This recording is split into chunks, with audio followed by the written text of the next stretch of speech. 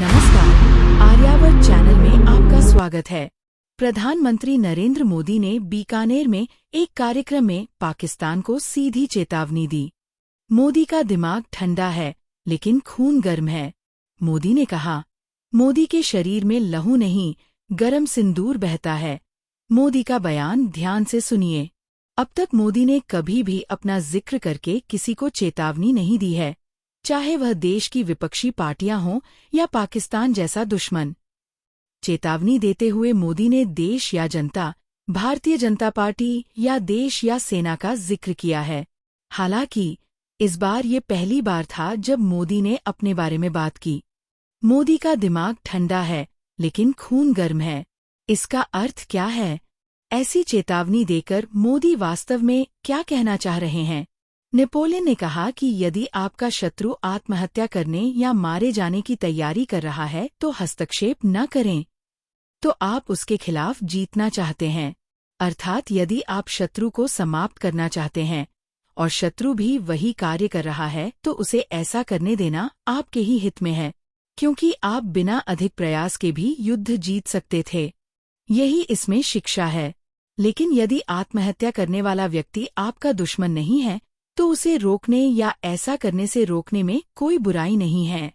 आज पाकिस्तान को लगता है कि उसका सबसे बड़ा दुश्मन भारत या भारतीय सेना नहीं, बल्कि मोदी हैं।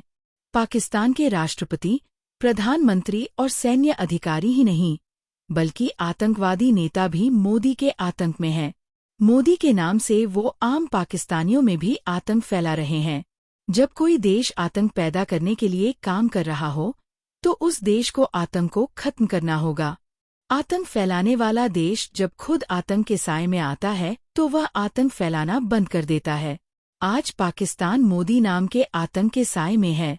मोदी जानते हैं कि आज पाकिस्तान के आतंकवादियों में सबसे ज्यादा खौफ अगर किसी से है तो वह मोदी हैं। वे पाकिस्तान को आतंक के अधीन रखना चाहते थे और उसे आत्महत्या की ओर धकेलना चाहते थे। ऑपरेशन सिंदूर ने पाकिस्तान में आतंकवादी शिविरों को नष्ट कर दिया। पाकिस्तानी सैन्य अधिकारी मृत आतंकवादियों के अंतिम संस्कार में शामिल हुए। ये पाकिस्तान की आत्महत्या थी। क्या मोदी ने पाकिस्तान को ऐसा करने के लिए उकसाया नहीं? जो पाकिस्तान का हाल है वह देश के विपक्ष दल और धर्मनिरपेक्ष गिरोहों का है। आज देश में विपक्षी दलों को, धर्मनिरपेक्ष परजीवियों को सबसे ज्यादा डर किसी से है तो वह है नरेंद्र मोदी। राहुल गांधी से लेकर उद्धव ठाकरे तक सभी विपक्षी पार्टियां मोदी पर निशाना साध रही हैं। अब इन विपक्षी दलों ने भारतीय सेना के साहस और पराक्रम पर संदेह जताना शुरू कर दिया है। राहुल गांधी पूछ रहे हैं कि भारत ने कितने राफेल विमान खोए, तो उद्धव ठाकरे को अचानक याद आ गया है कि कश्मीर भारत का है। आतंकी पाकिस्तान को रोकने के साथ ही देश में इन पाकिस्तान प्रेमी विरोधियों की ओर से एक अलग चुनौती पैदा होने लगी है। मोदी को भी उन्हें चेतावनी देने की जरूरत है। मोदी ने इन पाकिस्तान प्रेमियों को चेतावनी देते हुए कहा है कि मोदी का दिमाग ठंडा है, लेकिन खून गर्म है। मोदी के शरीर में खून नहीं, बल्कि गर्म सिंदूर है। यदि आप ऑपरेशन सिंदूर पर सवाल उठाते हैं तो आप मुसीबत में हैं। मोदी का नाम सुनते ही पाकिस्तान को ठंड लगने लगती है। पाकिस्तान दुनिया के सामने चिल्ला चिल्लाकर कह रहा है कि मोदी ने ऑपरेशन सिंदूर के तहत पाकिस्तान को तहस नहस किया है, और भारत में विपक्ष मोदी को इसका श्रेय देने को तैयार नहीं है। शाहिद सिद्दीकी नाम का एक उर्दू पत्रकार है। उन्होंने एक चैनल पर कहा, कृपया मोदी पर लगातार हमला करना और निराधार आरोप लगाना बंद करें। आपके इस तरह के अनाप शनाप आरोपों से ही मोदी को ऊर्जा मिलती है और वे अधिक जोश के साथ काम करना शुरू कर देते हैं।